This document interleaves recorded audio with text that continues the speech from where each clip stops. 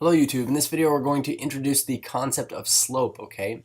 Let's start by taking a look up here in the top left corner. It says in this section we'll be focusing on the concept of slope, but it's necessarily a measure of the rate of change or steepness of a graph. So in this section, or at least the upcoming section that I'm going to be working with, we're dealing with what we call linear functions, okay? And linear functions are functions of the form. Let's go ahead and write this down. Linear functions. They have rules that are of the form y equals mx plus b. And of course we are dealing with functions, so we could also relist this as some function of x, f of x, is equal to mx plus b, and mean the same thing because of course y and f of x, they both sort of mean the same thing. So anyways, when dealing with functions of this sort, we could go ahead and make one up here. What I said, y equals negative 2x plus 1, something like this, and I graphed it and I want to describe its slope. We'll go ahead and consider what we mean by the slope of a graph or the steepness of a graph. So really quickly, let's go ahead and graph this function. We'll just nip out a few points here. If we said negative 2, negative 1, 0, 1, and 2, we'll plug those in for our independent variable, input variable x here, and we'll get our outputs. So for instance, if I were to plug in negative 2 here, we'd say, what is f of negative 2? We could say, well, everywhere I see an x, we'll take that out. We'll plug in a negative 2. So I get this. I get 4 plus 1, which is 5. Okay. And then if I plug in negative 1, you can see that, if I did f of negative 1, it's still the same thing that we just did. Instead of plugging in negative 2 for x, we'll plug in negative 1. So I get negative 2 times negative 1, which is 2 plus 1, is I'm going to get here 3. And I'm going to go ahead and spoil the surprise a little bit here. Let's go ahead and plug in 0. We could do 0 mentally. We could say f of 0. If you plug in a 0, we get 2 times 0 plus 1. You certainly get 1. But what I want you to see is linear functions. They're very predictable. That is, when you look at this table, every time x is going up by 1 here. Okay. The question really becomes, well, what is happening with our y values, our output, or our range values, okay? And what you're noticing here is this: they keep going down by 2. I don't know if you've noticed. So much so that we could even predict what would happen next. We could say that this would go down to negative 1, and we say, well, this would go down to negative 3. So this negative 2 is kind of like a rate of change, okay? It is how fast our function is changing, because every time this changes by 1, we're saying this is going down by, say, 2's. And we can certainly graph this relation right here, this function. Let's go ahead and graph it. We say negative 2, 5 is on our graph, so left 2, 1, 2, 3, 4, 5. We'll go up 5 here. So we had negative 2, 5, negative 1, 3. We had 0, comma 1, I believe, 0, 1. You have to look in the table, 0, 1 right there. 1, negative 1. And then 2 comma negative 3. So here's this linear function that we have right here. I'm going to go ahead and connect the dots because, of course, we could plug in any x value and get a y value back. They're all going to lie along this line. And again, while we're at it, why don't we go ahead and label this? This is the set of solutions for y equals negative 2x plus 1. But anyways, looking at all these points, of course, you could see that we could describe the slope of this graph, and that's something that I'm hoping to do in this instance. So when we say slope, what is slope? We can kind of look at it as a measure of steepness for a graph, okay? And when you talk about steepness, it's kind of a difficult measure to kind of gather from a graph, just because of the sheer fact that it involves kind of two measurements. And really what we're looking at here is how x is changing compared to how y is changing. So when you talk about a comparison in math, we say comparison. A nifty little way to run a comparison is to use what we call a ratio. And a ratio, of course, is just another way to kind of like write a fraction. Or a fraction is a way to write a ratio, let's put it that way. So we could say, we could compare how steep it is in a y direction compared to an x direction and say, well, using that comparison, I can tell you how steep it is. So what we're going to do is we're going to define slope as this. We say it's steepness, and it is defined as what we call rise over run. You've probably heard this before, rise over run. Okay. So what I want you to notice about this graph is every time x went up by 1, it keeps going down by 2 every single time. And this would be easy to see on the graph. Looking at our points here, what we want to do is we want to calculate a slope. So like I said, we're going to compare how far it's like, in this case, falling compared to how far it runs. And so what I'm going to do is I'm going to highlight these two distances here. What I'm going to do is I'm going to say, well, my rise was negative 2 and my run was 1 in this comparison. So if I were to find, say, the slope of this line, it's kind of like a scratch run for the first time for here. We could say it's negative 2 over 1. Okay. So this is how I'm telling you that we're going to describe the slope of this line as -2. Now, -2 to you might not mean much. You might say, well, maybe it's connected to this number down here. You know, who knows? Maybe it's connected to this number right here. Who knows? But this -2 right here, it's kind of describing how y is changing, how, you know, to how x is changing. Here's a question for us. If we had chosen two different points on this graph, like I could have chosen any 2 points, and said, well, you know, maybe from this first point to the last point that we did here, the second point to the last point, this here, I said, well, describe how it rose, or in this case fell, compared to how it ran. And in this case, we say our rise. If you count here, is 1, 2, 3, 4, 5, 6 down. So we went down 6. For every time we went over, it says to the right, you know, 3. We went from here to here. That's a distance of 3. So if I were to calculate the slope again, according to my definition up top, just rise over run, we would say, well, it fell 6, so it went down 6, and right 3. And what I want you to notice is in this instance, we still get -2. Okay. So this is kind of a nice way to look at slope, is this idea of it's a comparison of rise over run, because you notice that it doesn't matter what 2 points you pick on a graph, you're always going to get this comparison of rise to run. So what we're going to do is we're actually going to build on this definition here, and I want to make another graph, and you could make another graph on your paper if you need to. I've got another grid paper here, but what we're going to do is we're going to build in 2 points in general, and what I want you to understand is that it's not meant to be 2 points specifically here. Let's just say that we have some line. It is given by some rule. We could come up with a table and graph its points, but we'll call this first point here, we'll call this sum x1 comma y sub 1. Subscript is what we mean by sub.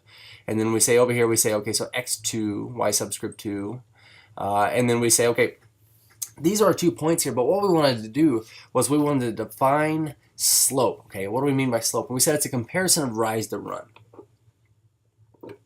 So as like an abstract concept, what we're going to do is we're going to kind of put these out here, and what we're going to do is we're going to write these underneath here. We say run, rise.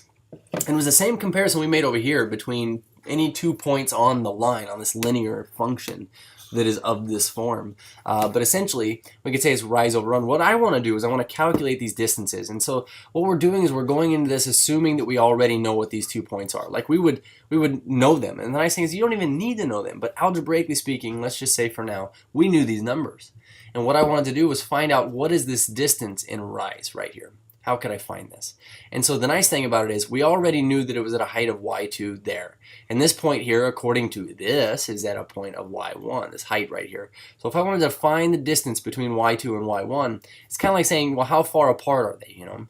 And just like asking this question, how far apart are 8 and 2? You know, you get 6, and the way we do that is we subtract. So we say a difference, what we want to point out here is this. It's just an example. It's the same thing as the distance.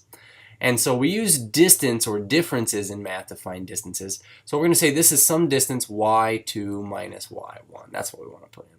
Okay. And as far as our run, we say, well, this is some x1 according to this point right here. And this is right here, of this point right here, x2 is its x value. So we say the distance between them is some, I'll put this in a different color here. We say it's x2 minus x1. Or the difference between the 2 x values. That's kind of hard to read. So what we're going to do is I'm going to relist these over here. We say this is the definition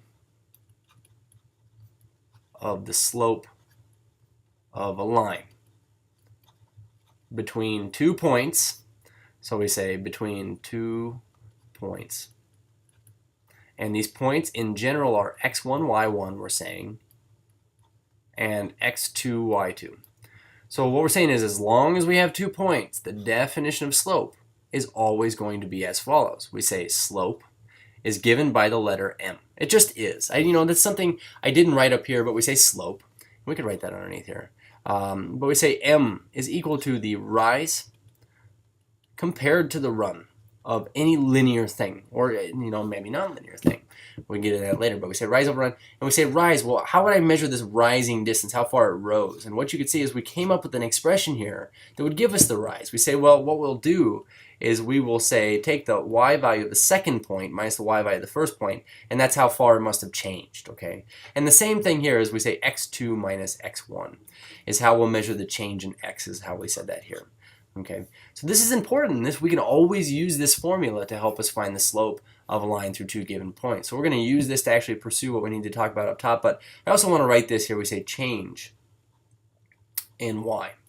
Change in y over change in x, okay? And this is how you'll hear us talk about it. Of course, x and y could represent time and distance. So change in distance over change in time, that's like, you know, miles per hour. So it's kind of like a speed or rate of change, like we said here. Okay, so this definition, don't lose it. We're actually going to take it up top here. We're going to use it. So we say, all right, find the slope of the line passing through the following sets of points. And so what I've done here is given us a couple sets of points. Now for the first one, I'm actually going to write this out up top. We say x1, y1, x2, y2. And what I want to do is I really want to emphasize that these are our 2 points here. So moving forward, we're going to do this without the formula first. We're going to graph a picture of it. And then we're going to verify it with the formula. So when I look at this, we say negative 3, 5. We'll go left 1, 2, 3, up 1, 2, 3, 4, 5. So negative 3, 5. Sorry about how tiny this is here. We say this is negative 3, 5. And we say this is 2 1s. We're going to go right 2 and up 1. 2, 1. We're going to go ahead and label it 2, 1.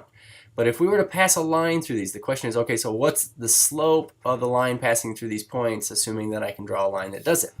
And what we could do is we could actually just look at the picture. Now you notice one thing here, and this was true about the first line I drew over here on the left, which was interesting. You notice that it was going downhill and we got a negative slope, and these are actually connected. But we say, since it's falling, we say, well, how far did it fall from a height of 5 to a height of 1? You say, well, that changed 4. Well, we went down 1, 2, 3, 4. We can count this. We say, down 4. And we say, well, we were negative 3 and we went to an x value of 2. So we were 3 to the left of 0, we went 2 to the right. So we say it's a total distance of 5.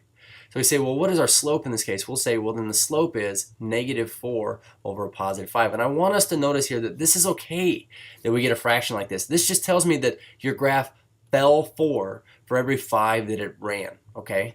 And also this, you'll notice that it's negative, okay? So negative slope would imply that this is going downhill, okay? When I say downhill, we mean from left to right, left to right.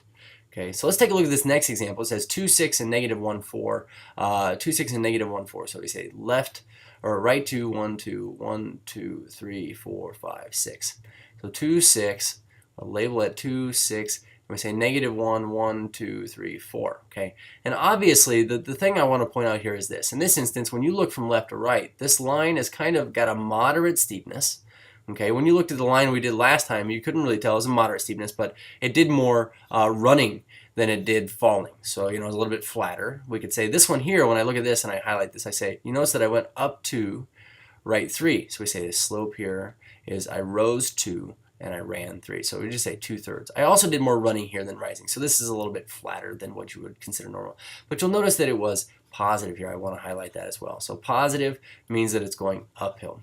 And then this very last one is kind of an important one to look at. We say 2, 4. If I went right 2 and up 1, 2, 3, 4. Sorry to keep switching color schemes on you here. So we say 2, 4. And I say, okay, so 2, negative 5. So I'd go right 2, but I go down 5, 3, 4, 5. And we say, what is the slope of this right here? Now, this is a really stupid way to remember this, but we say this, you notice it's a vertical line. And so we're saying, okay, so this is vertical. And the important thing we want to notice here is this. If you were skiing on this first one here, you'd be skiing on a slope. If you were skiing on this one here, you'd still be skiing on a slope. Even though it's positive, you could ski uphill or downhill, whatever, like mostly downhill. But this is vertical, so we say this is no slope. And the thing I want to point out here is this. If you were to measure rise over run, we'd say, well, first of all, we went from a height of, my second point here was negative 5 to my first point. We say this is the total height of 9. It's a change of 9, and I fell 9. So it's down 9. But look at the run. Look how far you ran. And I can say literally 0. You didn't run anywhere. So you went negative 9 and over 0. So we say the slope here is negative 9 over 0. The important thing to remember here is this. When you divide by 0, this is undefined. Okay, this is always true. It's undefined when you divide by 0. Okay, we could have had 0 over negative 9, which would mean we never rose but always ran. That would have been a horizontal line, and we could say horizontal lines, by the way, have a slope of 0. That is okay. That's actually a slope. You could be standing on 0 slope, but you'd be falling off of this right here. So we say, like you are plunging to doom. So we say no slope. Okay, so really quickly, I want to go back and I want to look at these through the realm of the formula. Use the formula. Okay, so what we're going to do is we're going to take a look at this first one here. We say the formula says this. If I were to have the change in y over change in x, we say y2 minus y1 over x2 minus x1 is what this formula says right here. In general is what we said. We could say in this first one, when we got negative 4/5, we could have done this by saying, well, what I'm really doing is getting y2 minus y1, where our y2 is 1. And we say our y1 is 5. And we say, okay, so x2 now, x2 is 2. And down here we have minus -3. Now this is really important that this is a -3, because what I end up with is this: 1 minus 5 is -4, but in the basement I get 2 minus a -3, which is plus a +3. I get my +5. So a -4/5, which means it is going downhill. When I look at this next one, I use the formula again. Notice that I'm just filling in blanks here. You know, this is a really good habit to have. When you plug things in, we say y2 is 4, minus y1 is 6, over x2, which is -1, minus x1 is 2. So we get this. We get -2 over -1 minus 2 is -3. So I get a +2 over +3 is our slope. And then this last one, again, you could see if we did the slope formula, we say y2 minus y1. x2 minus x1, we say y2, in this case it's -5, minus y1 is 4. And then in the second instance here we say 2 is our x2, minus x1 is 2. You'll notice that we get this, we get -9 over 0. So the formula or drawing a picture, they're both very valuable. The last thing we need to mention down at the bottom of the page is this. I want you to sketch in some lines here. We'll go uphill, downhill. We'll go vertical, that's vertical. We'll write a little note here, vertical. And then we say horizontal, okay? Horizontal. And the things we want to point out here are these. We say m is greater than 0. This means positive if it's going uphill, okay? Because our rise was positive over a run of positive, okay?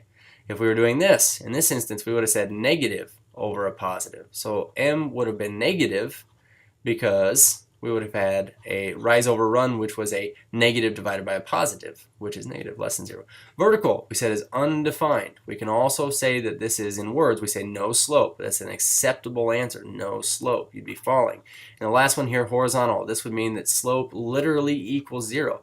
Notice that we could say 0 over 1, which would be a rise of 0 over a run of 1, and that would always look like this. A rise of 0 over a run of 1 would mean from this point I rose 0 and I ran 1 to the right. And I rose 0 and I ran 1 to the right. I rose 0 and I ran 1 to the right. This would be a horizontal line, so we say m equals 0 here. But that's kind of a long overview of slope.